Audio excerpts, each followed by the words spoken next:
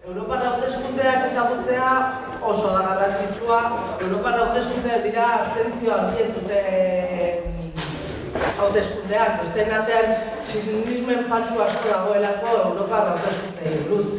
Sinismena dago askotan Europar Parlamentuak ez duela kompetentziarik, kontsultibo hutsa dela, kaleatzeak, eta hori guri afiliatuei dagokigu hori edatzea eta esatea hori egia ez dela. 2002an Maastricht sinatu zenean, 98an Maastricht sinatu zenean, markatu, orduan ematen zaio boterea Europa Parlamentua koerabakia sortzen da, eta horrekin bai kontseiluak eta bai Europar Parlamentuak hartzen dituzte erabakiak.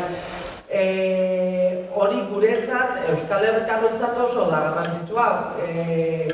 Independiente ez geran bitartean, eta momentuz tamalez ez gea, Europar Parlamentua izango da gure hitz bakarra, gure hitza emateko toki bakarra. Orduan oso da garrantzitsua guretzat jendea bidaltzea eta jendea neurkitzea. Kasu honetan, Josu Juaristi eta Lorena López de la Calle ditugu hemen, biak hautagaiak. Josu Juaristi, entzuna dudanez, bere aitak sortu zion bidain min hori eta nazioartekotasun gogo hori.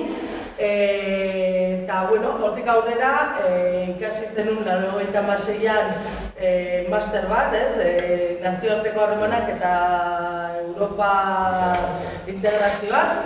Eta, bueno, egonda eginen eta gara gero Europar gaiak ezagutarazte.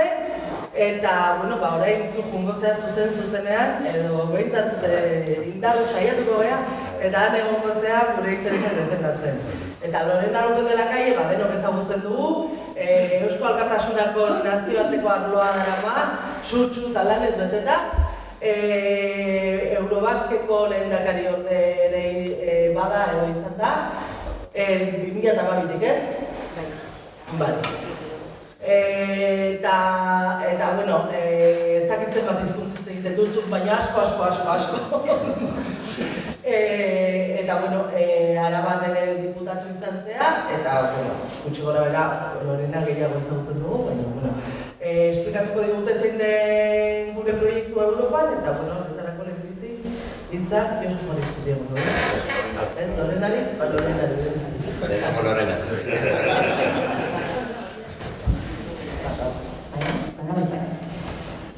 Bueno, bai, hasiko naiz, baina nire hitzaldia izango da iragana begira eta Josurena etorkizunera begira, horrexagatik ordena logikoa aitzeko, bai. Bueno, ni pentsatzen nuen atril eta dena izango nuen hemen, eta horrexagatik idatziz prestatu dut hitzaldia, baina gero eztabaidatuko dugu horrela zuzenean eta erantzunak ez da galderak erantzuten. Hizkuntza asko dakizkit bai, baina oraindik ere euskaraz ikasten ari naiz, beraz, horrexagatik nire hitzaldia iaia dena gaztelaniaz izango da, bai? Baina, bueno, Euskal Herriak beti izan du Europa erreferente. Bertakoa baita, Europarra baita. Laburki kontatze da noakizue zeintzuk izan ziren hastapenak. Europari dagokienan hobeto koka gaitezen nondik datozen eta nora joan behar dugun zehaztuko badugu. Europa oraindik ere urrun eta aldrebestu ikusi ohi dugu. Josu eta Bion asmoa da Europa zer den apur batean azaltzea eta Europari zer eskatu behar diogun eta zer espero dezakegun argitu. Si os leo esta cita, que voy a leer, descontextualizada, os va a parecer de muchísima actualidad.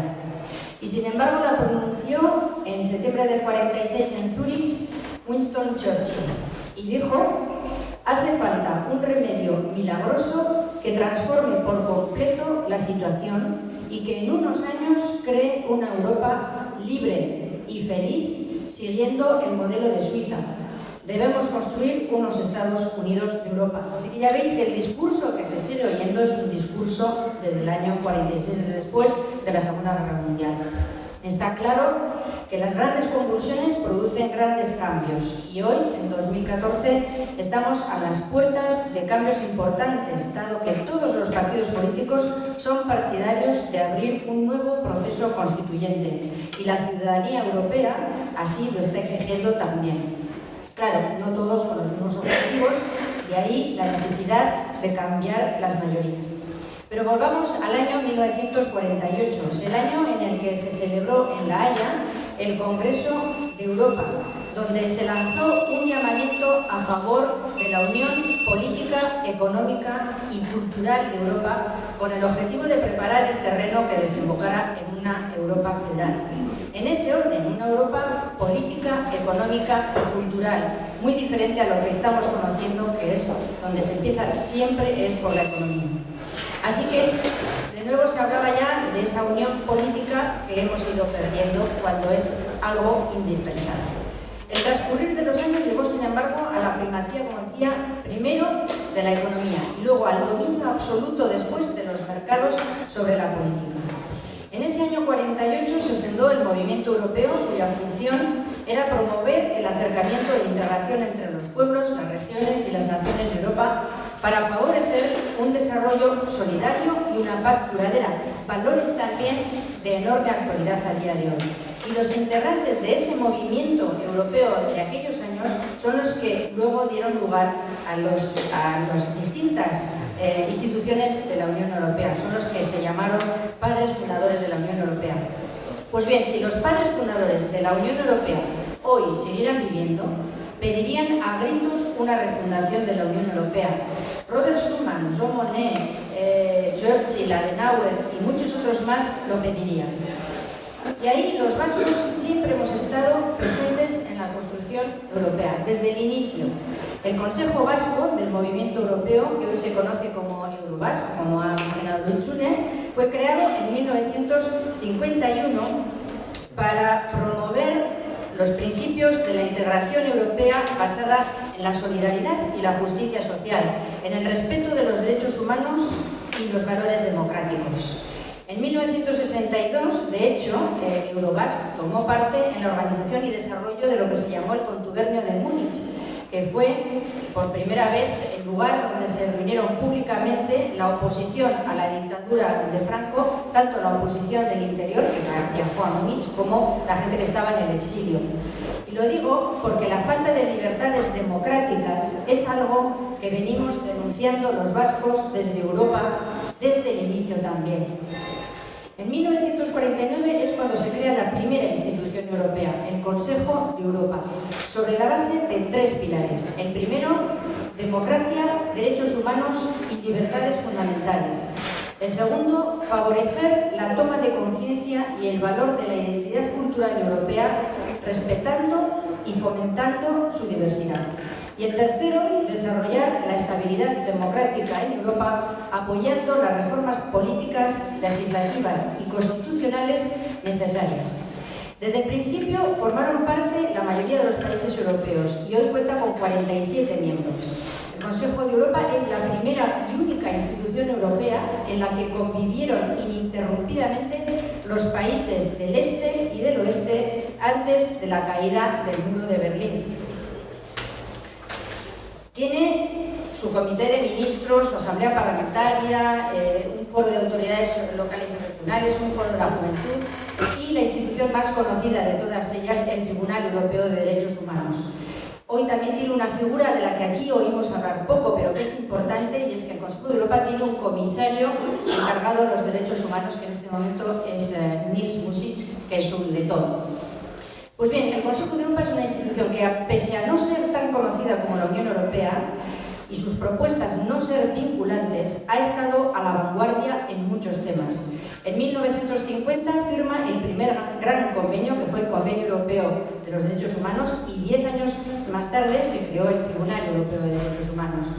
Otro texto reseñable y precursor también, que dio lugar a la Carta Europea de la Unión Europea de las Lenguas Minoritarias, fue la que se firmó en el Consejo de Europa en el año 92, la Carta Europea de las Lenguas Minoritarias o Regionales. Los representantes del Consejo de Europa son elegidos indirectamente, ese es el problema, a través de los parlamentos nacionales. Y el Congreso español envía una representación al Consejo de Europa, pero una representación de los grupos políticos. ¿Qué es lo que ha pasado? Que al habernos vetado a Amaiur como grupo político en el Congreso, nosotros, como vascos, como Amaiur, no tenemos representación en el Consejo de Europa. Luego, en el 57, hay 6 países, Alemania, Francia, Italia y Bélgica, más los del Benelux, Holanda, bueno, si ya os los he dicho, los 3 del Benelux, y Luxemburgo, deciden avanzar hacia la integración mayor de sus miembros y crear entonces lo que ya hemos conocido como la CE. La historia de la CECA, de la CE, de la UE es más conocida y se basa en los mismos principios, aunque no se apliquen como hemos podido comprobar y comprobamos todos los días. Pero yo quería hablar desde el principio de estos principios porque son precisamente los que yo creo que hay que recuperar hoy en día.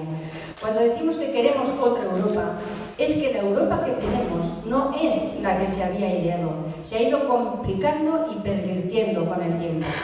En julio del 87 entra en vigor el Acta Única que establece las bases de la política económica y monetaria que luego desembocaría en la moneda única, en el euro.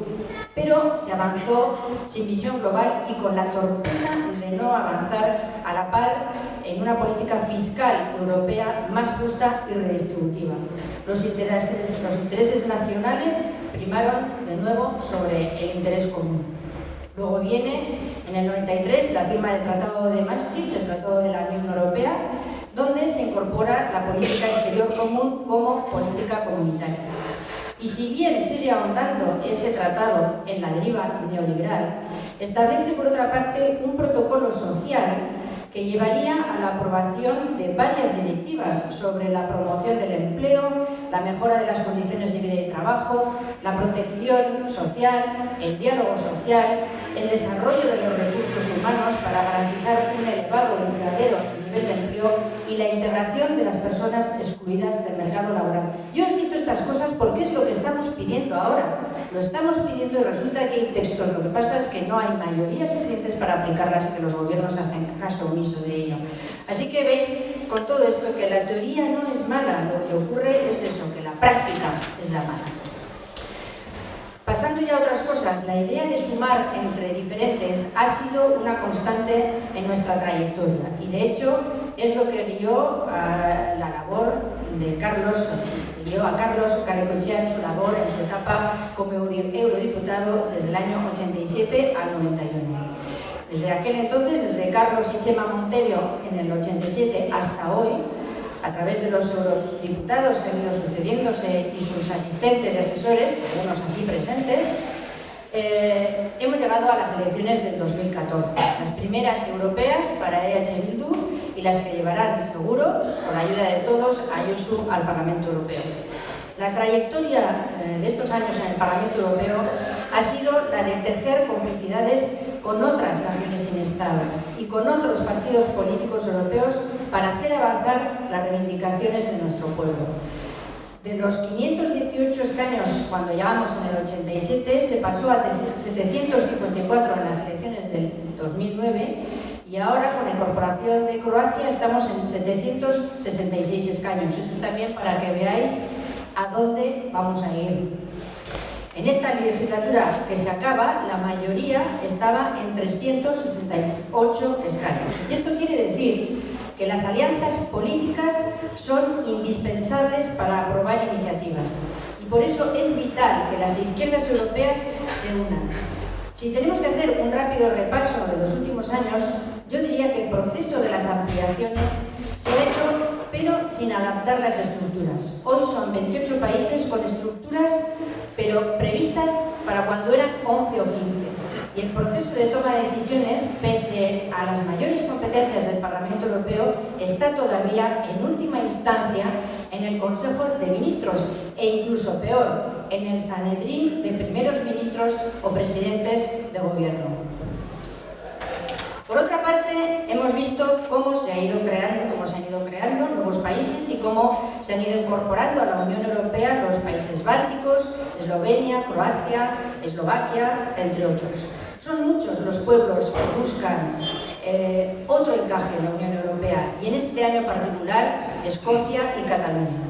La ampliación interna, o sea, que es la admisión de nuevos estados como estados en la Unión Europea, que todavía no lo son, esa ampliación interna y el derecho a decidir son dos principios que Europa terminará admitiendo, por mucho que se nos diga y por mucho que escuchemos, y al final por puro pragmatismo, porque Europa es una entidad ante todo y sobre todo pragmática y no va a poder prescindir de nuestros pueblos, porque somos pueblos que aportamos, pueblos europeístas en esencia desde el principio, que lo tenemos amplísimamente demostrado. La crisis económica y financiera, la crisis social provocada por esa política totalmente contraria a los principios de solidaridad, justicia social, respeto, democracia en una palabra, que era lo que antes os he comentado, han llevado a Europa al punto de ruptura, porque la crisis, como decía hace poco Joan Subirats, la crisis europea no es una crisis, es una estafa. Pero en esta ambivalencia, la transparencia y participación directa son elementos recogidos también en los textos europeos, recogidos en el Tratado de Lisboa, que entró en vigor el 1 de diciembre de 2009, después de 7 años de negociaciones y el fracaso estrepitoso de la Constitución Europea. Criticamos mucho ese tratado, lo criticamos por su deriva neoliberal, pero al mismo tiempo introducía mayores competencias para el Parlamento Europeo, la figura de un ministro de Asuntos Exteriores europeo, la iniciativa ciudadana europea, y a partir de ahí también, a partir del Tratado de Lisboa, toma ya mayor importancia y relevancia lo que es la Carta de Derechos Fundamentales, que es ya vinculante para todos los Estados miembros. La Carta de Derechos Fundamentales, la relativa a la dignidad, la integridad de la persona, la libertad, la igualdad, la solidaridad y la justicia. Y os comento, repito, todas estas cosas porque es lo que estamos pidiendo a gritos. Y ese es el problema, que los gobiernos neoliberales hacen caso omiso, como ya os decía, e imponen esas medidas de austeridad draconianas que llevan a la degradación social y a la pérdida imparable de derechos. Y por eso es importante que nos unamos en Europa. En el balance positivo, y voy terminando, está al hilo de lo que acabo de comentar, la primera iniciativa ciudadana europea que acaba de aprobarse hace unas cuantas semanas, que es la del derecho al agua. 1 millón de ciudadanos europeos son necesarios para firmar una iniciativa popular europea y tiene que firmarse en 7 Estados miembros. Bueno, pues en este caso se consiguieron firmas de 1.600.000 ciudadanos europeos y en esa iniciativa los ciudadanos piden a la Comisión que proponga una legislación que convierta el derecho al agua en un derecho humano y que se promueva el abastecimiento de agua y el saneamiento en servicios públicos y el saneamiento como servicios públicos esenciales y universales para todos. Pues bueno, es un paso y es una manera de ver que ahora es cuando hay que dar ese cambio de timón decisivo. Es ahora cuando hay que pasar de la colegislación con el Consejo a la colegislación con el ciudadano. El Parlamento Europeo tendrá que seguir de cerca este tema, puesto que el objetivo es impedir la privatización del agua y las pretensiones para hacerlo son muchas. En lo que atañe a Euskal Herria, hay que destacar el trabajo del grupo Friendship, que se creó en el año 2006 y que está formado por eurodiputados no vascos de diferentes grupos políticos, de la ALE, de los Verdes, de Izquierda Unida Europea, de la Izquierda Verde Nórdica, y es un grupo que se ha creado para apoyar el proceso de paz. También contamos en Europa con el apoyo incondicional de la Alianza Libre Europea desde el principio, que como grupo y como partido político europeo se ha reunido con los máximos dirigentes europeos en defensa de nuestros derechos. La última declaración que ha aprobado la ALE, por unanimidad, como todas las anteriores en la Asamblea General, que fue en el mes de febrero en Santiago de Compostela, es una declaración que os comento para que veáis hasta qué punto de detalle y corrección se puede llegar también en el trabajo desde Europa. Es una declaración en la que hablamos de justicia transicional para evitar la impunidad, de la creación de una comisión de verdad y reconciliación, de la aplicación de la estrategia DDR, es decir, la estrategia de desarme, desmovilización y reintegración, del acercamiento de los presos, de las violaciones de la libertad de expresión y opinión. Condenamos la ilegalización de Herrira y pedimos que se ponga fin a los macrojuicios y a la utilización de la justicia con fines vengativos. Uste dut, orain honena izango dela Josuri hitza ematea, Bruselan topatuko dugun guztia arituko zaigularik. Bai eta zen olako goz, abiatu garen, ere, Brusela, Europa erakundetatik harago, askoz ere gehiago baita. Nik zertzela da batzuk besterik ez dizuet eman, eztabaidari sarrera egin nahian. Eskerrik asko eta gero erantzuko dugu eta hitzeko dugu elkarrekin, bale? Eskerrik asko. Bueno, Lorenak kontatu duena baino hobeto ezingo kontatu orduan ni beste gauza batzuk buruz hitz egin. Bai, bueno, ni asko jarra naiz. 50 urte ditut eta imagina dezakezue una buelta desente egiten genitula gure gazte denbora. Kontartzera lagun artera beste gauza batzuetara. Ilobak hemengoa ditut, Zarauztarrak, beraz etxean bezala sentitzen naiz. Eta egia da nire aitak sartu zidala pixka bat nazioarteari, munduari begiratzeko greina hori edo gogo hori, baina espetza diplomatikoa dolakoa zenik, mekanikoa zen. Askoiteko makina herramientako enpresa batean montadorea zen, eta ibili zen bizio osoan kanpora, urtean igual 8 hilabete pasatzen zituen mundu osoan makina montatzen eta konpontzen, eta handik ekartzen zituen periodikoak eta puntuak eta abenturak, eta horiekin hasi nintzen pixka bat kanpora begira eta munduari begira eta mundura zeratzeko eta bideiatzeko gogo horrekin. Gero kasetaritza egin duen bokazioa zelako eta izango dalako niretzako beti. Eta hasi nintzen hasieratik kulturan eta hola, baina alnuen momentuan segituan nazioarteari begira, munduari begira, eta Lorenak esan duen bezala, garaiaiek, 87an, ez bezala, Karlsberg garaikotxea, Txema Montore, pixka bat herria bat izan Europari begira. Eta nik konturatu nintzen, ez nik eta ez jende gehienak, ez genuela gehiagi ezagutzen mundu hori, ez? Orduan, oraindik etzan Europar Batasunak, komunitateak, edo elkarteak, baina ez genuen ezagutzen. Eta genek egun, hemendik jendea Europara joden hasi zela, eta oraindik ere nik uste tola hitz egiten duguna, hemendik Bruselasera edo Parisera edo Berlinera joten bagea Europara goaz. Konturatu gabe gu ere Europa garela, baina konturatu nintzen ez genuela ezagutzen horregatik hasi nintzen pixka bat ikasten, posgraduko kursoak egiten, bidaiatzen alduenean, eta etzan beti errazan. Eta, gatazka batzuk urritzen munduan zehar, eta nik hasieratik egukidet garbi kazetaria eta nazioarteari buruz. Eta nazioartearen barruan oso garbi nuken Europar Batasuna zela gure kontestuan, gure inguruan, gure testu inguruan, eta gure joko politikorako gune naturala ere. Eta hori ezagutu behar genula hor inziditu nahi baldin badugu. Jakin behar dugu zer dan, zertarako dan, Lorenak kontatu du ondo parlamentuan, zeagauza egin daitezken, beraiek ere, Europar Batasuneko fundatzaile, beraiek ere nola traizionatu duten horri batean, beraien eskema, beraien prozesua, beraiek hasieran markatutako ideiak eta asmoak, ez? Eta neurri batean, guri dagokigu herritarrei begira eta herriei begira ere hori bultzatzea eta hor lortu behar duguna lortzea. Kontatu dizue Lorena pixka bat zentzuk izango diren gure asmoa, gure espiritua, eta han aurkituko ditugu gauza asko. Bruselasen eta Estrasburgon. Zergatik bi, Bruselas da zentrua, Europar Batasuneko instituzio gehienak hor daude, lan gehiena hor egiten da, nazioarteko diplomaziarako oso gune importantea da, eta Estrasburgon egiten dena da, hilean behin plenoak egiten dira. Astelen arratzaldetik, ostegunera oso garrespanago. Europako Parlamentotik Bruselasetik jende dana mugitzen da Estrasburgora, hilean behin joten dira diputatuak, asistenteak, itzultzaileak, dana joten dira, sekulako makinaria joten da.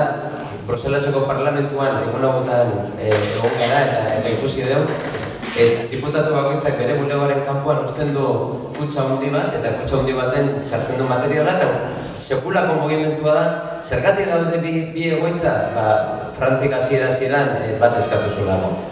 Bat eskatu zuen, irizpide politikoen arabera, eta Estrasburgon dute sekulako eraikina. Deitzen zioten Palacio de los Dioses edo lako zerbait, sekula, el capricho de los dioses egia, bai, kapiz diria. Bai, kostoa ikaragarri zintzaro oso polita da, baina kostoa ikaragarri egin dizu. Bruselasekoa ere antzeko parezido, sekulakoa da, eta dituzte bi egoitza esageratu. Horrein berriro dago desenteko zurrumburua eta mugimentua hori batez ere gora montan onartezina dela, gazto hori, mugimendu hori, dara ez, eta batzuk esaten dute bosturte barru frantsesei eskainiko dietela Estrasburgoko egoitza beste zerbait sortzeko eta lana beti Bruselasen egingo dutela Europar Batasuneko ikusiko dugu. Ez dut uste estatu frantsesako lata lotzeko dunik hori mantentzea. Bueno, Bruselasekoa erekin oso handia da, jende pila batek egiten duelako lan. Lorenak aipatu ditu diputatu kopuruak, maiatzetik aurrera izango gara 751 gubarne, espero. Diputatu bakoitzak izan ditzake 3, 4, 5 asistente, jar dezagun 4 media bat, kalkulatu jasen badira, pila badira. Aparte egon daitezke milaka funtzionario, orain ari dira esaten 1500 funtzionario aterako dituztela eraikin horretatik Bruselaseko beste erakin batera pasatzeko eta diputatu leku gehiago eduki dezaten despatxoan kalkulatu ez dakit. 1000, sekulako askoiti erdia dagoan ansartu ez dakit zaretan zematzaten duen, baina askoiti erdia kalkulatzen. Sekulako movimentua goten da. Kuriosoa da, solero asko, aretoak, plenario oso handia da, pasilloetan zabentz eta jende pila bat ikusten duzu, kafeterian, pasilloetan, kuriosoa da, egia esan. Kuriosoa da eta importantea da. Importantea da, ze hor, egia da gauza txiki askori buruz erabakitzen dela, eta gauza handi batzui buruz ere. Oraindik ez gu nahiko genukeen bezala, edo beharko lukeen bezala, Europako Parlamentoa dalako guk erabakitzen eta aukeratzen dugun erakunde demokratiko bakarra, Europar Batasunan guk gure bozken bidez erabakitzen dugu zein joango da nara. Baina ez ditu hartzen benetan importanteenak izan daitezkeen erabakiak. Lorenak esan du, azkenean estatuek dute hitza, nahiz eta esparru askotan parlamentua eta estatuek elkarrekin erabakitzen duten. Baina gauza potoloetan Europa nora dijoan krisiaren kontu honekin sortu diren troika famosoa, FMI, Europako Bako Zentrala eta Europako batzordea osatzen duten troika famosu hori adibidez Europako Parlamentoak ez du kontrolatzen, Europako Parlamentoak ez du esan ze politika ekonomiko nagusi marko lituzketen Europako estatuek edo Europar Batasuna berak, orduan gauza potoloetan ez duela behitzen, gauza txiki askotan bai. Adibidez, batzutan ikusten ditut gauza graziosoak egia da, bestak tomate potetan da jartzen dira arautegiak eta horiek guztiak horiek parlamentuak erabakitzen ditu. Baina baita, igual, hondartzan edo parketan batzuk botatzen dituzten, botatzen ditugu frisbeak, adibidez, orain dela hilabete batzuk, edukizuten oso eztabaida polita erabakitzeko frisbee argiztatua, frisbee luminoso edo ez dakit fosforescenteekin postalioa zan edo kirola zan, edo horrekin eman zuten, baina orduak eman zituzten.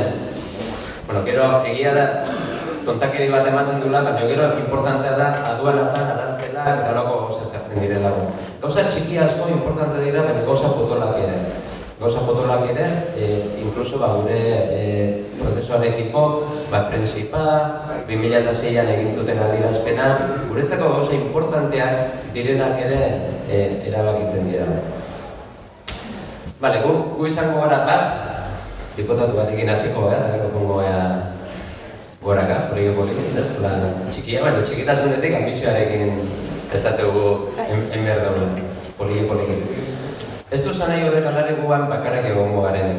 Hor, 5 egun egin ditugu orain Bruselasen, egon gara ale fakoekin, berdeekin, ezkerreko guen gaudenekin, nordikoekin, eta denek berdina esaten dugu, ez zarete bakarrik egongo. Ez zarete bakarrik egongo, eta Europar Parlamentuan gauzak egin daitezke, eta gauzak aldatu daitezke. Hortan asko insistitzen zuten beraiek, ez dakigulako zer dan, Bildu barruan relatua dago, Europar Batasunari begira, jendea izan dugu, diputatuak izan ditugu, eta jendea lanean ere eduki dugu, ez diputatu bakarrik. Egon direnean errezagoa da beti, eta egon ez direnean ere, Bildu barruko jendeak badaki zer dan Europar Batasuna eta badakian lana egitea zer dan, ez? Baina ez gara bakarrik egongo, eta maiatzaren 25ean irekiko den legealdia importantea izan daiteke parlamentuarentzat bi gauzengatik. Alde batetik, Eskozia eta Katalunia hasiko direlako herrien eskubideak pixka bat bere buruaren jabe izan nahi duten herri horiek, eta gura iritsiko dugu matema, herri horiek hasiko dira bere buruaren jabe egiten eta autodeterminazio eskubidea edo erabakitzeko eskubidea aplikatzen, eta hori oso importantea da. Eta beste parlamentua beraren ezaugarria berezia izango dalako.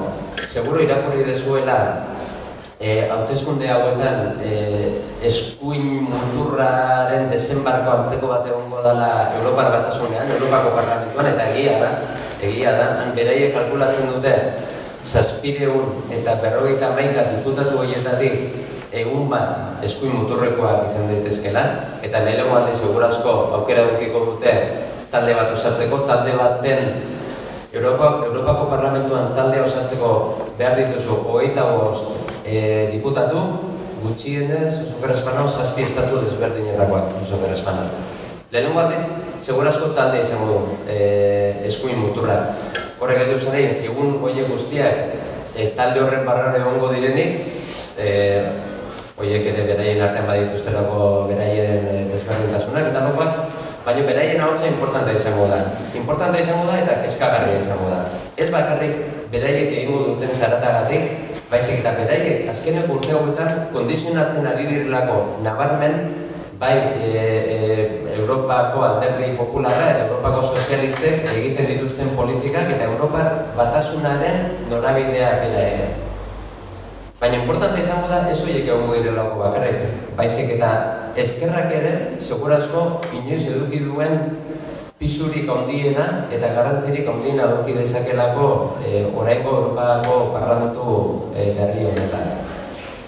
Egin ditugun bileretan eta denek esaten dute, espero ditugu Italiako ez dakizen, Grezian gehiago, Irlandan ere aukera gehiago dituzte, Nordikoak, gu egongo gara. Eta orduan, Europako Parlamentuan egun hauetan ikusi dut oso garbi dagoela kezkalde batetik eskuin mutura datorrelako, baina dagoela itxaropena baita ere gu gatozelako.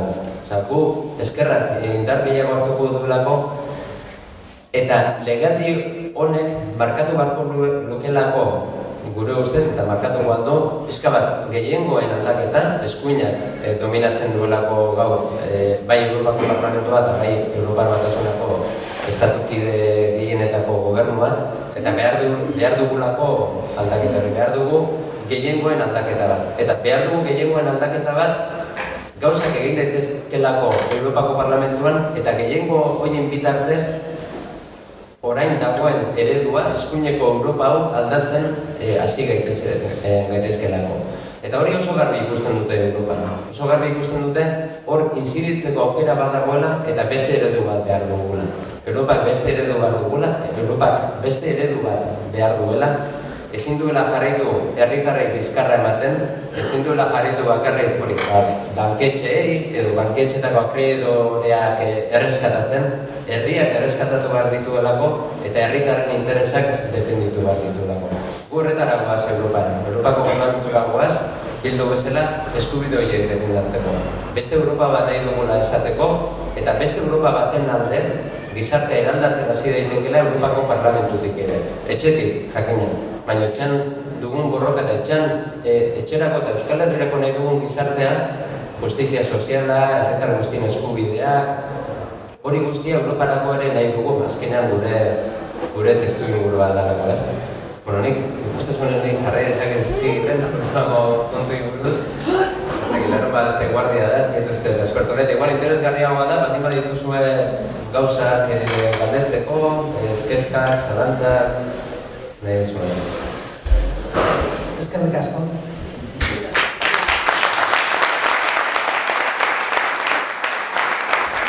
Zuei ez dakit, baina niri bila galdera atera zaizkit. Baina, momentu zutziko dizuen zuei aukera, eta beste horrekin ditut. Orduan, norbaitek zehozer galdetzeko bai Lorena eta bai Josuri? Zarautza zerta etortzen nintzen goizetan, ego gaztetan. Hori ezin da galdetu. Danok egingo zeu. Ez dut inorra animatuta ikusten, nani badut galdera bat. Erresa? Bai, erresa, bilatzat. Irlandako bake prozesua hasi zenean, Europar Batasunak sortu zuen PIS programa bat, eta hor beti laguntza batzuk ikusten ziren, eta egia esan, babestu egin zen PIS programa hori. Orain Friendshipak edo zuek edo norbaitek bultzatuko du Euskal Herriarentzat horrelako programa bat edo horrelako zegoen? Bai, eta eginda dago, iaia. Ezakit duela 6 urte edo hasi ginen aurkezten.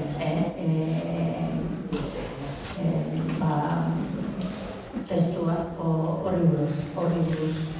El programa PIS es un programa que había pensado la Unión Europea llevar a cabo en Irlanda durante, pues no sé, 3, 4, 5 años y ya pasaron los 15 y lo tienen que alargar porque evidentemente se necesita tiempo y dinero para recuperar una sociedad que estaba tan degradada económica y socialmente como era el caso de Irlanda del Norte. Entonces, en el grupo en el que ha estado Eusko Alkartasuna, que es la ALE desde el principio reivindicó el mismo programa para la resolución del conflicto en Euskal Herria, porque son fondos europeos que se dedican a la reconstrucción de la convivencia social. Con eso se crean lugares de encuentro, lugares de ocio y deporte, cursos de formación. Se trata de fomentar eso, la convivencia entre una sociedad que la violencia ha separado. Y eso sin duda es algo que Euskal Herria ha necesitado, necesita y necesitará. El Gobierno vasco y las diferentes instituciones de aquí ya se están empeñando en eso, pero nosotros pensamos que lo normal es que se liberen fondos para Euskal Herria también cuando por fin las cosas vayan poniéndose en marcha. Que tampoco queremos trasladar la idea de que todo el proceso de paz está parado, porque no es así. Se está avanzando de una manera más abierta o más callada, pero se están dando pasos. Y sobre todo se están dando pasos porque nuestra sociedad ha decidido que ya quiere pasar a otra cosa, que quiere pasar a sentar las bases de una sana convivencia. Y para eso también estará Europa presente, de eso estamos seguros. Bai, horrek, erakusten duena azkenean, nik uste dela hori, Europar batasuna urruti dagoen zerbait da, baina implikatzen ere badakin. Batzutan esatet, Europar batasunan galdera berriak planteatzen direnean, Europar batasuna gai da batzutan erantzun berriak bilatzeko. PIS programa da horren adibide bat, Lorenak kontatu dizuen bezala, Europa implikatu daiteke. Europatik etor daitezke laguntza zehaz batzuk. Ez genituzke beharko adibidez Irlandako iparraldeak behar dituenak, egoera eta egoera ekonomikoa, egoera sozioekonomiko oso desberdina delako, baina bai beste irizpide batzuekin Europar batasunak egin ditzake gauzak.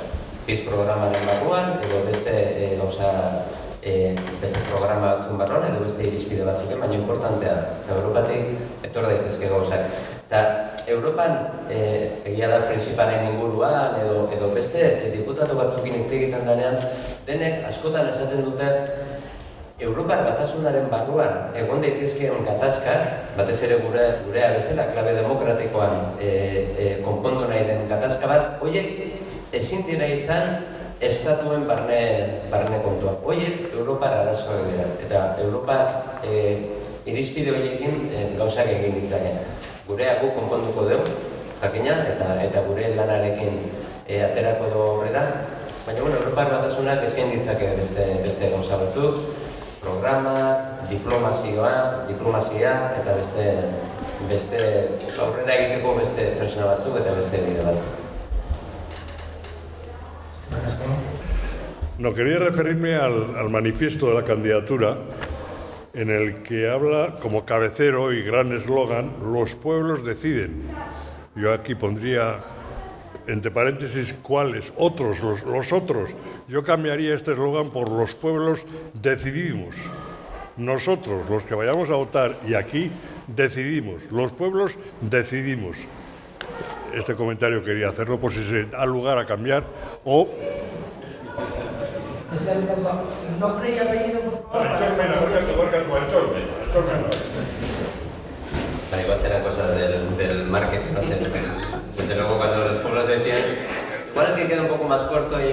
Bueno, no sé, pero creo que sí, se refiere a los pueblos decidimos, ¿no? Nik, herrien erabakian kontuarekin gauza bat gaineratu nahiko nuke. Eskozia dator, irailan, zukarrezpan nago. Katalanek, segiten duten eta nola egiten duten, baina konsultak egongo dira.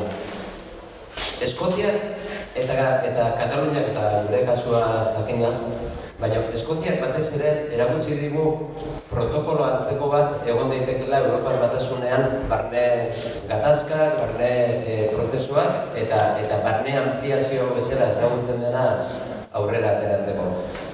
Eskoziak akordio bat egin duelako Londresekin, Britainia Handiko gobernuarekin akordio demokratiko bat, akordio normal bat, natural bat, eta Europar Batasunean protokolo antzeko bat markatu dezakena. Europako Parlamentoan asko ikusten dute hori. Kataluniarekin edo gurekin Madrilek erakusten duena da ze kultura demokratiko duen, edo hobeto esan da, ze kultura demokratiko ez duen. Orduan, askotan Europar Batasunaren barruan gertatzen dira holako Europa desberdinak, ez? Herriek erabaki dezakegu. Eta Europar Batasunean erakutsiko dute aurten, Eskoziarrek, adibidez, Katalanek ikusiko, herriek erabaki dezaketela. Ez dela eslogan urtsu batez, egin daiteke eta aurten bertan batzuk egingo duten. Eta guk jakina horregoen nahi dugu, izan nahi dugu mai horren hirugarren hanka, bigarrena, egin daiteke. Guk, deciden y decidimos. Ahora está claro que además este año 2014 tenemos la suerte de poder estar viviéndolo todos, porque nunca se habían dado unas condiciones tan buenas como para reivindicar lo que nosotros hemos venido reivindicando y seguimos reivindicando a la hora de ir a Europa. O sea, desde los años 50 hasta ahora nunca había habido un momento en el que tanta gente había puesto tantas expectativas en las transformaciones que desde Europa es posible hacer. Por eso que tenemos que estar pues ilusionados y contentos porque nada parará un proceso democrático, como dice Josu. Nada, los estados lo saben, los dirigentes políticos, los primeros ministros de todos los países tienen un discurso oficial público, pero en privado saben perfectamente que el avanzar democrático y pacífico de un pueblo es imparable y que tendrán que buscar el encaje primero en sus casas y luego en Europa para que podamos vivir como queramos vivir juntos. O sea que eso yo creo que es una ilusión que tenemos que transmitir nosotros, pero que tenéis que ser conscientes de que no es pura palabrería, de que es verdad y que ninguna otra elección europea se ha podido celebrar en estas circunstancias y con un futuro a 5 años, porque ahora se eligen a los diputados por 5 años en los que van a venir tantísimas cosas en las que tenemos que trabajar y positivas para nosotros. Iria eskatzen naiz. Galderatxoa dakat, Josu, aipatu duzu birritan diplomazia eta diplomaziak daukat garrantzia. Eta nire gauza bat, asko botatzen dela zantzen, estatu, ez garen nenean, independenziarik ez dukago nenean, ez dukago korpus diplomatiko hori daukatena beste estatuek, beren dana aurrera ateratzeko, beren interesak garatzeko, eta bat. Orduan, ditugune kanpoan, ditugune embajadore bakarrak azkenean zuek izango zarete. Eta horrek gainera dauka bere biziko garrantzia, ez? Azkenean Europar Batasunean, Loitzunek esan duen bezala, Euskal Herriak ahotsa baldin badauka, parlamentuan bakarrik da. Kontsejuan edo batzordean, zezanik ez dago. Orduan, hori nola daukazue... Bai. Nahita esan dut, niretzako oso importanta dalako. Nik garbi daukatala ere, diplomazia era askotara egin daitekela. Diplomazia egiten du pello norbait jasotzen dugunean hemen, ateratzen denean eta norbaitek hitz egiten dugunean, inkluso gu ateratzen garenean eta hori. Egia da, Bruselasen eta Estrasburgon behar bada izan daitekela nazioarte mailan diplomazia munduaren gunerik importantenetako bat. Gure kasuan, diputatu batekin, beste aukera batzuk ematen ditu, kontaktuak egiteko, lotura sendotzeko, ditugunak, berriak irekitzeko, eta ditugun kontaktu eta lotura horiekin Estatu Espainolak eta Frantsesak, Estatu Espainolak bereziki aspaldian lobby bat bezala bakarrik funtzionatzen duelako. Egiten duten presioa eta egiten duten lobby lan hori, zaila da horren aurka egitea, baina egin daiteke, lehen esan dudan bezala, ez garelako bakarrik egongo. Eta han egiten den lana, amendik egiten dana, eta beste gune batzuetan egiten den lana oso importantea da. Bruselasen, Madrilek egiten duen presio lana, lobby lana izugarria da. Dituzte, kasu askotan dituzte obsesio batzuk, Euskaldunak, Katalunia, dituzte obsesio batzuk eta horrak joten dira asako.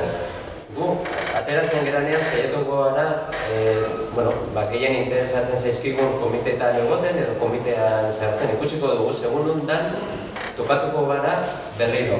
Madrilek, PPek, PSOek, ez dakizenek esaten duela horrez, izango ditugu olako persioak. Izango ditugu lagunak ere, pixka bat hori ebitatzeko, neurri batean baina azpiko lana egiteko eta saleko lana ere egoera aldatzeko eta benetan diplomazia erreal bat egiteko, baina hori, nik uste danon artean egiten duguna dala azkenean diplomazia. Europak beste aukera batzuk eskaintzen ditu eta horiek ere aprobetxatzen saiatuko gara. Eso es lo que en Europa, como se inventan palabras para, ¿verdad? Una cosa es la diplomacia oficial, la de los membretes en las cartas, y luego otra cosa es la paradiplomacia, que se llama también, y que es todo lo que las naciones sin Estado, pero con capacidad de gobierno como el nuestro, pueden hacer y seguimos haciendo. En la evolución de los años, por insistencia precisamente y particularmente de la componente vasca, en este caso más que la catalana, se ha ido consiguiendo a través de distintos fallos judiciales una presencia mayor de los intereses tanto de Cataluña, de Euskal Herria, en el Consejo Europeo de Ministros. Antes nos representaban directamente los ministros españoles y, por ejemplo, en materia de pesca para nosotros un desastre, y no digamos en materia de justicia, etcétera, etcétera. Ahora tiene que haber asesores o gente al lado de ellos, pero no deja de ser una presencia de observador y testimonial. Por eso no queremos nosotros que España nos represente en ningún sitio, porque nosotros no somos españoles. Entonces, ¿por qué nos tiene que representar a nosotros un Estado al que no pertenecemos? Por eso hacemos unas reivindicaciones que van mucho más allá de lo que es el estar presente en esos foros de toma de decisiones, desde luego con el estatus que tenemos ahora. Pero pese a todo sí se pueden hacer cosas, y los catalanes, por ejemplo, llevan ya varios años crearon primero y formando ahora el cuerpo diplomático catalán. Está ya en marcha, tiene una escuela diplomática en marcha. Están preparados para dar el salto mañana si quieren. Eso nosotros también tenemos que hacerlo aquí. No tenemos que esperar, las cosas se pueden hacer al mismo tiempo, no hay que esperar a que todo se abra la luz para ponernos en marcha. Y luego las embajadas necesitan tener una consulta directa con todas las entidades y a todos los niveles. La embajada francesa, por ejemplo, estuvo con Eurobasc hace poco en una reunión con nosotros y preguntó sobre el proceso de paz, pero la embajada francesa también tiene que sondear a todo el mundo y se reunió con Amayur en Madrid. Y a nosotros nos interesa muchísimo ahora aprovechar la plataforma de Bruselas también, porque quieras que no, hay una jerarquía en el mundo diplomático y te hacen más caso si vas como eurodiputado que si vas de a pie o vas solo como miembro del Congreso o incluso del Senado. O sea, aquí hay escalafones. Pues bueno, claro que tendremos que insistir ante las embajadas, la francesa y desde Francia igual en la española, nunca se sabe, para que vayan abriendo, aunque no sea públicamente, los cauces necesarios en este mismísimo momento pues para trabajar todo el tema de reinserción, de atención a las víctimas, de entrega de armas. Son temas paralelos en los que hay que avanzar desde Francia también. Y luego los grupos políticos. Los grupos políticos europeos también tienen una fuerza de representación muy grande y tienen capacidad de trasladarse y de llevar incluso nuestro mensaje a allende el océano. O sea, hay auténtica posibilidad de llegar con fuerza a Naciones Unidas a través de Bruselas. Pues esas palancas se va a Bruselas para utilizarlas todas. En el ámbito diplomático y paradiplomático, pero luego también sin olvidar todos los otros cauces que tenemos abiertos en Bruselas, como es el sindical, donde está la Confederación Europea de Sindicatos, todos los grupos de presión, no todos son malos, hay grupos de presión que están de nuestro lado, pues todo lo que es las alternativas a las energías, todo lo que es sociedad civil organizada, también está organizada desde Bruselas. O sea que por eso que se va a Bruselas, como decía Josu, no solo para estar en las instituciones, sino para rebasar con creces ese ámbito. Gero, detalle bat bakarrik, formakuntza, Lorenak aipatu du Katalanak egina diplomatiko bat, formakuntza nik uste guretzako klabe da eta klabe izan behar duela. Eta hori, zuek ezagutuko dituzu, orain egin ditugun bostegunetan Bruselasen izan dugun laguntza Jose Luis Linaza Sorena eta Eva Bidaniarena, eta horrek erakusten du formakuntzak, ura ezagutzea, prestatua egoteak, nola erresten dituen gauzak, gero guri laguntzeko, baina guk bultzatu nahi dugun guztia bultzatzeko. Bai, Eguerdion, errotak izu. Galea bat, bueno, erabakitze eskubidearen aurka daudenak, edo herrien independentziaren aurka daudenak ez, batzutan alako argumentazio eta argumento simplistak erabiltzen ditu ez. Eta bat da, bueno, 27 herrialeko batasun bat ez badu funtzionatzen, nola eta funtzionatuko du, ez dakit zenbat herrialdeko Europar batasun bat. Eta hori egitzen badotxo, nazio batuen organizazio eta bat, gobernabli izango litzakela. Eta tontamente, mesu batzu kalatzen da bela, edo herriak esateko egia izango da, agian arazo fisiko badago, eta, bueno, ez da izango zenute argumento simplista hauen aurrean. Beste argumento simplista batekin igual. Egia da, beti gogoratzen dira, orain dira 28 eta gogoratzen dira ja, beste inorrez dela sartzen gu sartu nahi dugunean. Eta 2004an esaten zen, sartu zirenean Europako erdialdeko guztiak, Europar batasuna etzegoela prest. Eta behar bada egia esan, igual etzegoen prest. Hor azkenean dutena da, erabaki politikoa estatukide berriak hartzeko, ez? Eta argumentu horiek berdina da esaten dutenan, eske, hemen egia fronterak entzen eta zuen frontera berriak jarren dituzu, ez da horrela. Baina oso argumentu simplistak dira, eta egia da kasu batzuetan erabiltzen dituztela gure aurka egiteko, baina erabiltzen dituzte bakarrik gure aurka egiteko. Eta barne ampliazioa bultzatzeko, eta herritarren eskubideei, bai, baina estatu barroan, España, Eskozia, Euskalduna, ez dago lekorik, ezin du funtzionatu, frontera berria jarren nahi dituzu ez, eskurientea zarete, ez. Azkenean, bitxia da, baina Michael Robinson, osasunan egontzan futbolista bat, telebistaren uste programa bat duela. Eta berari indala gutxi entzun diot, kanpotik bera inglesa da, eta bera, esaten zuen, Euskal Herria etorri zanean, gero, ez dakit konbokatu zuen, baina gero ja Espainia Madrilen dabil, eta esaten zuen, nazionalismoa, hemen gehien harritu nagoen nazionalismoa espainola da, Michael Robinson egiten ditu.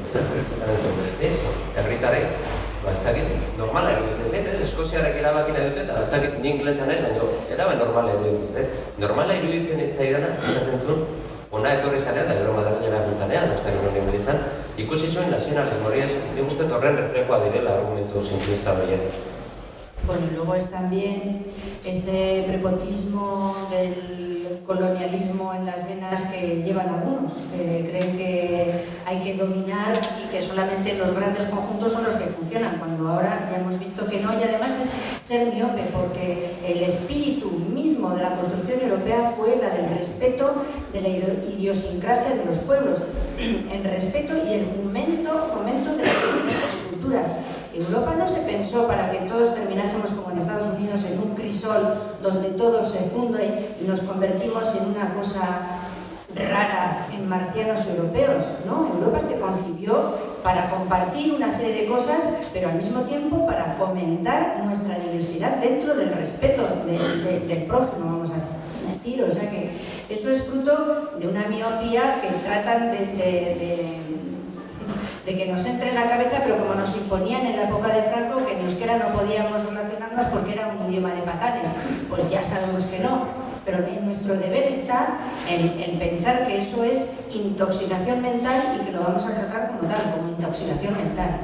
Pero para nosotros yo quería añadir una cosa, y es que en las elecciones europeas es el mayor momento en el que nosotros nos podemos presentar como pueblo, porque somos 7 reales y en Europa somos 1, somos 7 pero somos 1. Nos han dividido en 3 ámbitos administrativos, pero somos 1. Y así se nos reconoce en Europa, mucho más que aquí, porque cuando uno dice que es vasco, se encuentra con la gente de Iparralde y saben que somos vascos, no empiezan a decirse, pero estos son vascos pero de Francia y los otros vascos de España. Eso en Europa no se entiende. En Europa somos vascos todos. Y esa es también una oportunidad que tenemos que aprovechar para, cuando lleguemos al Parlamento Europeo, pues seguir estrechando esos lazos que estamos ya trabajando en Iparralde y para juntos lanzar una cosa similar a lo que puede ser el Friendship, pero unión de vascos allende fronteras. Que no nos separen entre Navarra, esto, y Iparralde y lo demás.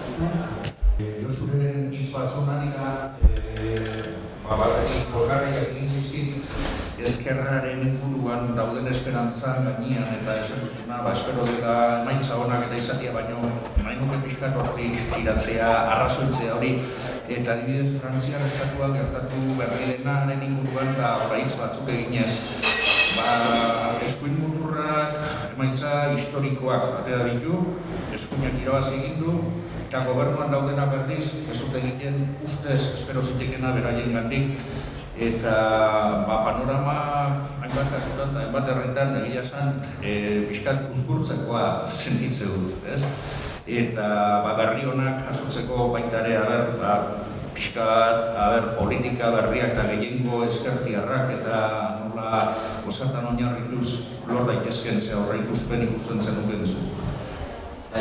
Frantzikoan ikusten izpilu nahiko garbia dela Europar batasunak krisiaren aurrean, krisiak 2008an gutxora bera estaten gintzuen aurretik ere implementatu zituen politiken izpilu nahiko zehatza dela.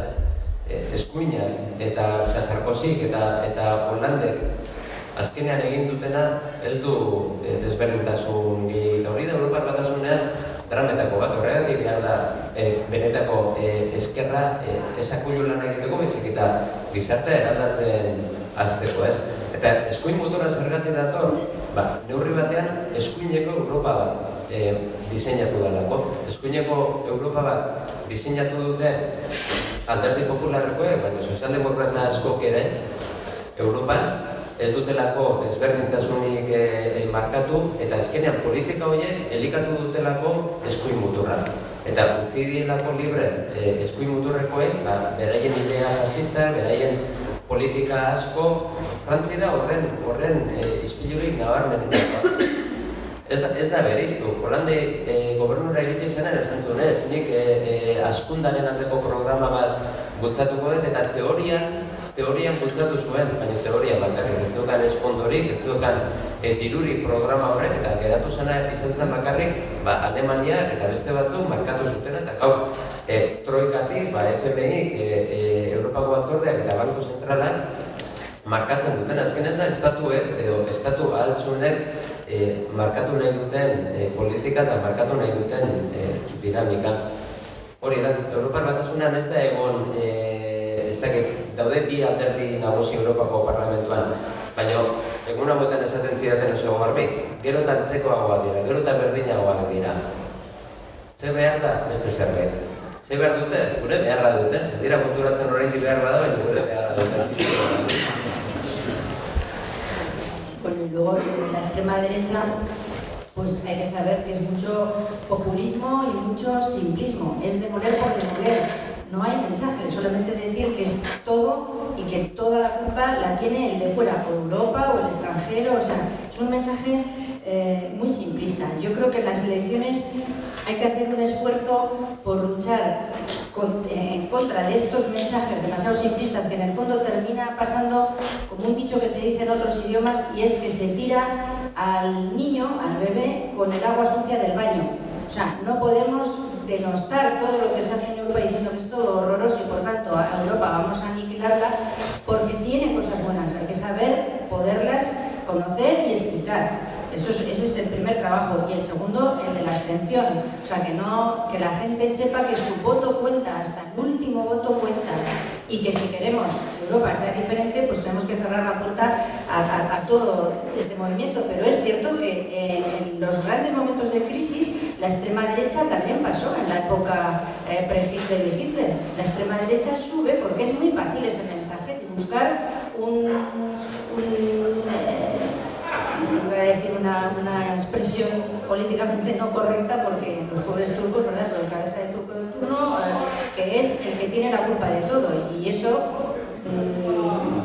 aunque sea una digresión, hago un paréntesis, contra eso tenemos que luchar, porque las últimas estadísticas que se nos han dado de aquí, en Euskal Herria, por ejemplo, cuando se dice que los servicios sociales se los están llevando todos los extranjeros, pues resulta que no, que la gran mayoría somos gente de aquí, los que también tenemos esa atención y recibimos esa atención. Lo que pasa es que es muy fácil transmitir ese discurso populista. Yo creo que no hay que perder de vista que no deja de ser eso, simplismo puro y duro.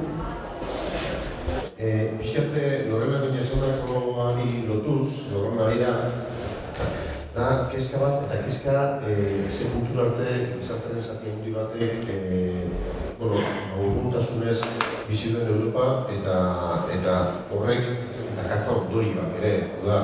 Lehen komentatu duzu, bertan egiten den legedia batzetan eskua zazten duela legebiltzarra bertako parlamentua behin ez zertan ez, jendearen gehiengoa, frisbetik aratago, ez dakiena da, bertako legedia oinarrituta gero behartuta dagoela bertako legedia, Bruselan erabakitzen legean oinarrituta dagoela gero, bai Madrilen erabakitzen dena, eta bai bertan erabakitzen dena, ezin delako beste bide batetik joan, baina gero, nik uste aprobetxatuz baita jendearen urruntasun hori, gertatzen da, Europak gaur egun daukan irudia, hau da, legebiltzarrak ez dela dena erabakitzen.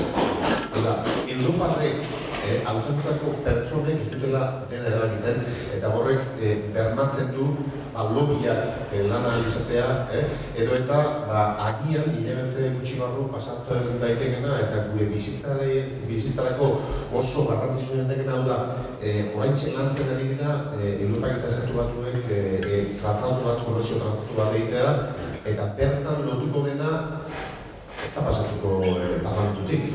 Eta bertan lotuko dena, agian frackingean erabilitako gaza kontsumitzen ekarriko baitu. Bertan lotuko dena, agian bermatuko du, Estatu Batutako enpresa batek frackingean egiten honea ekartzea, zer eta horrelako legediak, horrelako akordioak ies egiten dute herritarren kontroletik, eta nik uste hori da trasladatu behar duguna herriari. Bakoitzaren urruntasuna, gero esatea urruti dago, eta ez da kanirekin inungo arlazorik bermatzen du interes konkretu batzuk lobi eta eskaten interesak, nire azken gondiz Europan egonitzenean, bertan Bruselan egonitzenean, ikatzaren lobiak zeukan kanpaina bat direktan, eta hori horrela da. Noan, nik uste, trasladatu duguna jendeari, bere babesa, bere interesa behar dela nahi bada benetan Europa izan dadila guztiz demokratikoa. Legebiltzarrak bertako parlamentuan erabaki daitezela gauza guztiak eta ez lobi batzuen barruan, eta hor uste daukagula lan handia egiteko. Bai, erabat adoz. Nik usteaz, Europak alde batetik lehio badala, eta lehio bat izan daitekela hemendik ara, Eta hemen Euskal Herrian egon daitezkeen interesak eta defendatuko ditugula eta leiho horretan jasoko ditugula eta gu saiatuko garela horiek defenditzen. Eta gero egia da, urruntasun horren aurka egiteko komunikazioa dago, izate baterako, nik uste oso importantea dela. Eta gero gogo dela baita gure lanaren komunikazioa. Askotan izan barko duena edo izan daitekena, pizka bat didaktikoa edo pedagogikoagoa, hobeto jakiteko pello kontatu dituen gauzak, zertarako da importantea, ze erabaki hartzen diren, ze erabaki ez diren hartzen, nola funtzionatzen duen eta nola gustatuko litzaiguken funtzionatzea Europako Parlamentuan eta Europar Batasunean. Komunikazio lan horrekin asmatu behar dugula, denon artean asmatu behar dugula, bi norabidekoa izan behar dugula, gu saiatu behar dugula komunikatzen ondo egiten duguna, egiten ari garena eta egingo duguna, eta bertatik ere jaso behar dugula. Jaso behar dugula hau interesatzen zaigu, frakzioa, nolakoa, kontu hauek defenditu, galdera hauek planteatu, proposatu Europan ere zer izan nahi dugun, herri bezala, herritar bezala ze eskubide izan nahi ditugun, eta ze harreman mota izan nahi dugun, beste herriekin, estatuekin. Ez ustez, komunikazio lana oso importantea izango dela, eta herritarrei ere erakutsi behar digula importantea dela, nahiko genukela beste era batera izatea, beste Europa bat nahiko genukela, pertsonengan duena burua eta herri bere buruaren jabe izaten utziko diona. Eta, bueno, nik uste hori danon artean egin behar dugula, hau importantea da. Komunikazio eredu hau importantea da, eta gero guk asmatu behar dugu baita oso ondo iristen jendearen gana, eta oso ondo ekartzen egiten dana, eta hemendik enkargatzen zaiguna ere, enkargoa herritarren interes bezala ulertuta, ara trasladatzen. Es cierto que el 80% de nuestra legislación viene de Europa. Pero ahí tenemos una ventaja también, y es que la legislación en Europa se hace tan despacio, tan despacio, que nosotros lo que tenemos que aprovechar es ese espíritu de anticipación. Nosotros, estando en Europa, sabremos entre 3 y 5 años antes lo que Europa quiere hacer. Eso a nosotros nos permite, si realmente trabajamos bien y se establece una buena conexión con cada uno de nuestros parlamentos, con cada una de nuestras diputaciones, que son los que tienen competencias en la transposición del derecho comunitario. Si trabajamos bien con ellos, nosotros podríamos estar aprobando aquí en Euskal Herria legislación mucho más progresista a la que luego llegase desde Europa, y que me quiten lo bailao. Cuando aquí nosotros tengamos unos niveles de bienestar y unos niveles de una legislación mejor, pues en general Europa tampoco te va a imponer rebajar los parámetros, porque Europa lo que busca es una horquilla que sirva de media para todos los estados europeos. Pero si tú, conociendo esa horquilla, tú te vas a lo que a ti como país te interesa más, si hiciéramos bien las cosas, iríamos por delante de Europa, porque la información viene de Europa y la tenemos desde el principio, desde que se está gestando la iniciativa legislativa. Zitzaidan egin baztian, Solaiatzen den Santa Maria Botasun ezan dira lapidarietako bat, kristona botasuna, eso da, lo que está fuera de la ley está fuera de la democracia. Nik pentsatzen den guk gogea ezatea, que primero es la democracia antes de la ley.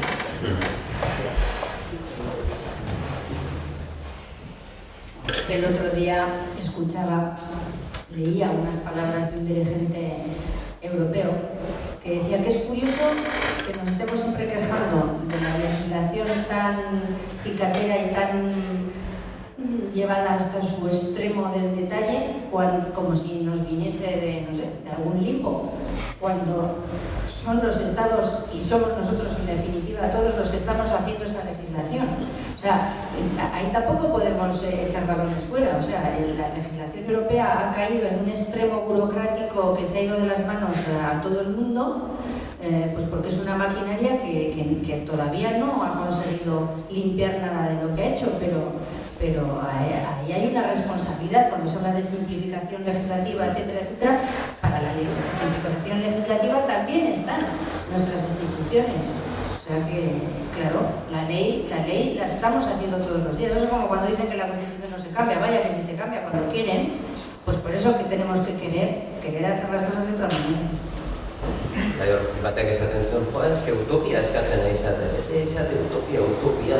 Eta beste batek erantzun, eske zuena egiten ari zaretena, behar bada hitza asmatu zuen, baina egiten ari zaretena desutopia da. Guazen egitera gauzak ondo, guazen gauza demokratikoak egitera. Azkenean, egonintzan herrien eskubideen aldeko konferentzi batean, eta esaten zuten, eske el derecho a autodeterminación no es democrático, no. Es que lo que no es democrático es estar en contra de su aplicación. Es la realidad. Euskara. Eskerrik asko, ez dut betekariarik. Nik pertsonalki asko gozatu dut, zuekin. Eta suposatzen duten horrela izan dela, de hecho, galdera nahiko egon da, eta debatetxoa egon da. Eskerrik asko, nik uste dut lan handia dakazutela egiteko. Schumannek maiatzak behatzean ospatzen den egun horretan esan zuen, eta frantsesez esango du, on ne veut pas une Europe d'État, on veut une Europe de peuple de citoyen. Ez dugu nahi estatuen Europa bat, baizik eta herrien eta herritarren Europa bat. Hori Schumannek esan zuen bere garaian. Gerora, Alemania batu egintzen eta Europak ez zuen inongo arazorik jarri eta Alemaniaren erdia bere ganatu zuen naturaltasun osoz eta ampliazio erdian zegoela Txekoslovakia eta zu antzonten edo hori esan didate diozu. Erabaki zuen Republika Txeka eta Eslovakia zatitzea. Eta Europak ere ez zion inongo arazorik jarri eta bi estatuen naturaltasunez hartu zituen. Orduan, nik uste dut handikan eta zuek egonda guzti hori errebindikatuko duzutela, eta ekipai amaiera ematen dio. Ordu bat erdiak eta ordu biak aldean, bazkaria daukagu elkartetxean, eta han ikusiko gehan.